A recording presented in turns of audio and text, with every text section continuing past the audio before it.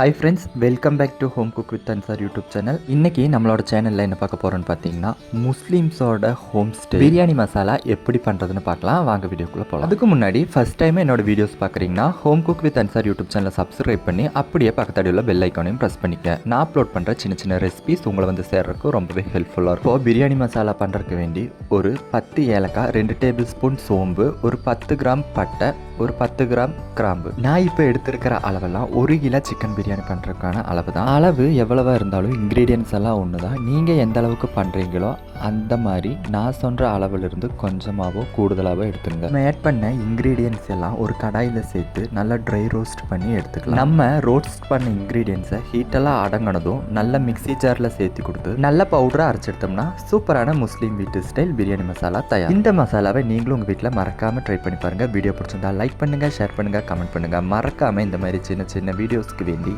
என்னோட இந்த home cook with Ansar YouTube சேனலை சப்ஸ்கிரைபும் பண்ணிக்கங்க. அடுத்தது சிம்பிளான ஒரு ரெசிபியில் சந்திக்கலாம். டாடா.